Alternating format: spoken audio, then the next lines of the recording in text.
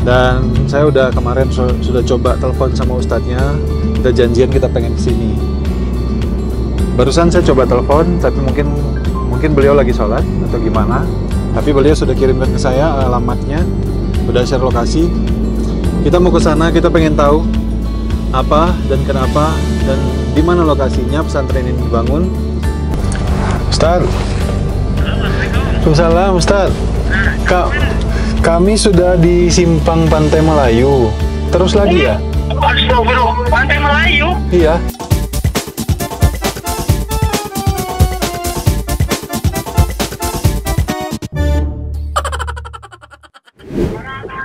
Kelewatan ya? Jauh kali Melayu. Astagfirullahaladzim. Jembatan 3. Jembatan 3? Astaga. Iya. Oke Ustaz.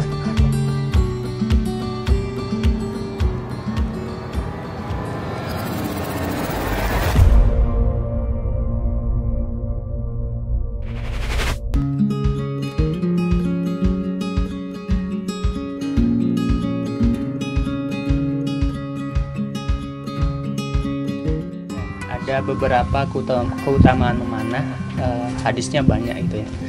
Salah satu hadis yang masyhur gitu ya. Salah satunya adalah keutamaan dari memanah, sebab satu anak panah, 3 golongan ini bisa masuk surga. Yang pertama adalah orang yang membuatkan busur, anak panah dan seperangkat panahannya itu karena niatnya itu ingin mendapatkan ridho dari Allah Subhanahu wa taala.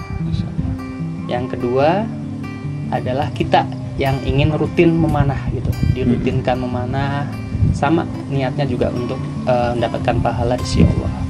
Dan yang terakhir, yang 3, golongan orang yang membantu membereskan dari panahannya, latihan panahnya, mungkin mencabut, mengambilkan anak panah yang bersera, membereskan seperangkat panahan dan alat yang lainnya. Itulah salah satu keutamaannya. Bahkan di riwayat yang lain, jarak antara pemanah dan target, setiap langkahnya adalah pahala. Masya Allah. Jadi semakin jauh jaraknya, maka pahalanya adalah semakin banyak. Wah, saya baru tahu itu.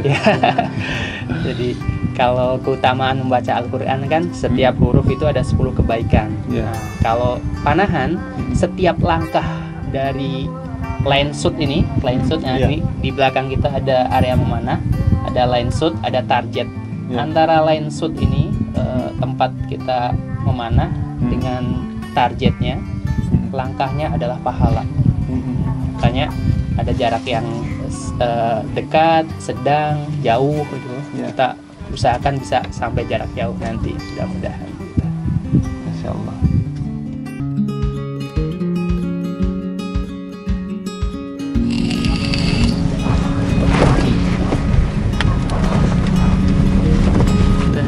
Suasananya juga enak di sini ya. Iya. Suasananya. Iya, seberangan sama Al-Bahjah berarti ya. Al-Bahjah itu yang. Kalau pagi view-nya mantap. Oh ya. Apalagi kalau lagi sunrise kan. Ya, oh sunrise ya, benar. Tapi kalau sunset ketutup ya di sini. Iya, sunsetnya. Kan mau mana dulu? Kita coba tes. Udah, nah nyoba. Tuh. Kita kenalan dulu boleh panahannya gitu ya. Oh, kenalan boleh. Nah, ya tahu teknik memanah. Ya, boleh. Saya minta mau diajarin lah sama Ustadz. Boleh. Diajarin sama Ustadz. Pakai ini dulu biar. Oh gitu. Dan pakai ini namanya sweeper untuk biar lebih mudah. Tapi boleh, mohon maaf nih Ustadz, kalau kira-kira nanti ada sobat Erlek di rumah, kan ini sekarang pesantren masih lagi dalam tahap pembangunan. Kalau mereka lagi pengen panahan, datang ke sini, bayar nggak? Kami terbuka lebar, makanya education for all, free for all. Jadi pendidikan untuk semuanya, gratis untuk semuanya. Jadi silahkan datang tanpa dipungut biaya apapun. Tapi karena kita lagi pembangunan gitu ya, silahkan kami memberi kesempatan untuk bersedekah jariah, donasi gitu, ya. donasi gitu. Sifatnya kami tidak memberikan tarif, tapi memberikan kesempatan sahabat semuanya, teman-teman semuanya untuk berderma gitu, bersedekah jariah. Insyaallah. Gitu. Jadi kita kenalan dulu untuk Boleh. panahannya. Boleh. Ini yang panahan tradisional. Kalau ini yang modern. Oh, ini modern. Ya, Oh, jadi bedanya jauh. dari gitu kan, ukuran juga dari berbeda ya. ukuran. Jadi ini biasanya digunakan untuk berkuda, makanya namanya horse bow. Oh, gitu. Panahan berkuda. Lebih ringan mungkin ya. Ringan. Nah, jadi fleksibel, ini bisa digunakan sambil berlari, sambil lompat, Oh, gitu. sambil jongkok. Nah, kalau ini standar bow, makanya standar aja gayanya gitu. Oh, gitu. Jadi kalau buat olahraga mungkin lebih banyak di kejuaraan ini ya. Sama, dua-duanya sama-sama ada kejuarannya. Iya. Jadi ini biasanya kalau tanpa aksesoris namanya barebow. Kalau ada aksesorisnya lengkap, recurve, kemudian nanti ada lebih rumit lagi gitu ya, lebih lengkap lagi ada kompon namanya. Oh, gitu. Kita satu-satu aja ya, dari Boleh. yang modern dulu atau tradisional dulu nih. Mungkin yang karena Tradisional. karena yang awal dulu deh. Awal dulu ya, tradisional. Jadi ini biasanya ukuran untuk anak-anak, cari yang agak besar. Oh, ini ada untuk anak-anak juga. Ya. Berarti anak-anak bisa ya? Bisa. Jadi tarikannya itu beda. Ini agak keras, ini LBS-nya 40. Kalau tadi setengahnya 20, lebih ringan. 40 lbs. LBS itu dia ukuran untuk Kekuatan kekuatan. hentakan. Nah, kita sebelum memegang busur atau latihan panahan itu biasanya kita kenalkan adabnya. Ya, Ibaratnya ilmu itu mendahului amal. betul. Tapi sebelum ilmu dan amal itu ada yang lebih utama, yaitu adab gitu ya. Jadi cara megang busur pun kita hormati dengan meletakkannya di atas gitu ya. Iya. Tidak boleh sembarangan di sembarang tempat. Kemudian nanti megang anak panah ini ujungnya pun pegang seperti ini. Iya. Nah, ini adab yang perlu dipraktekkan. Iya. Jadi kalau megangnya di tengah atau di sini bisa merusak panesnya atau bisa melukai temannya. Kan ini dilindungi. Iya. Kalau pedang itu disarungkan gitu kan, ini dilindungi. Kemudian kalau sasarannya di sana, kita menghadapnya ke sana, sejajar seperti orang sholat. Oh, gitu. Jadi ada sejajar bahu lebarnya. Kemudian kita niatkan gitu ya. Ini adalah panahan olahraga sunnah Rasul. Betul. Jarak kita memanah dengan target adalah langkahnya itu pahala. Setiap langkah itu pahala. Kalau kita baca Quran kan setiap huruf itu pahala. Yeah. Panahan setiap langkah jaraknya bolak-balik itu adalah pahala. Kemudian hadisnya sahih, gara-gara satu anak panah, tersebab satu anak panah ada pahala surga gitu. Pahalanya surga. Yang pertama adalah orang yang membuat panahannya, busur, anak panah dan sebagainya. Yang kedua yang kita yang rutin belajar panahan, dan yang terakhir yang ketiga yang membantu mencabutkan, mengambil, membereskan. Nah, itu pahalanya surga. Jadi lanjut, cara pegang tuh ada ada dua ya. Yang pertama pakai thumb draw, pakai jempol ini dikunci. Nanti yang kedua itu pakai three finger seperti ini. Oh, gitu. Nah, kita coba yang thumb draw ya seperti ini. Kemudian kemudian tarik sejajar. Kalau udah yakin, lepaskan. Nah, targetnya itu kan ke atas. Nanti evaluasi, karena ini lebih banyak feeling ya.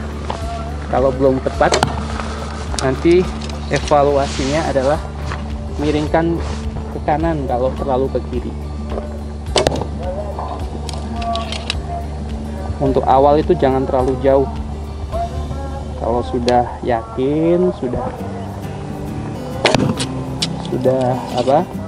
tepat sasaran kuning, terus itu minimal di lingkarannya gitu, baru boleh ke belakang atau mundur jauh. Iya. Itu presisi gitu, walaupun tidak di kuning, tapi dia ngumpul di satu titik gitu. Nah, itu namanya presisi atau grouping. mau coba? Atau Boleh, gimana? boleh coba satu kali aja. Satu kali aja boleh, biar tahu kan, biar saya pegang. Boleh Ustaz. Oke, Kiri pegang apa tangan kanan? kiri. Tangan kiri.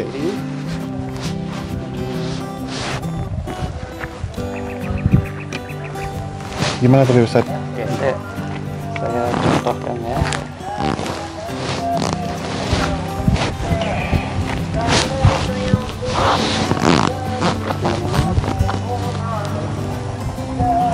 Sobat Airlike, kalau buat kalian yang masih belum pro dalam menggunakan panahan ini, lebih baik belajar dulu sama yang profesional. Jadi jangan sembarang gunain, Ya. karena ini termasuk senjata untuk bertahan. Jadi bisa membahayakan kalau digunain sembarangan. Kita coba ya, Ya. Sobat Airlike, gimana terus Ustaz? Antara busur dan jempol itu ada sela-sela untuk naruh ini alat panah. Oke, kemudian ini jempolnya masuk. Nah, ini ada tandanya di sini. Oke, ya seperti itu. Kemudian telunjuk. Nah, untuk mengunci gitu. Dan tarik pelan-pelan ke sini. Ih, pinggir dulu nih, hati-hati, bahaya Ya, nih. bahaya. Agak ke sini aja. Oke, tarik.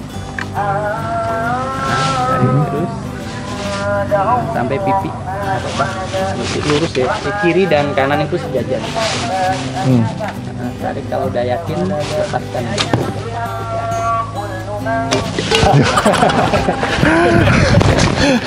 Masya Allah. Coba lagi. Tarik yang kuat aja sampai pipi gitu. Oke, agak aja.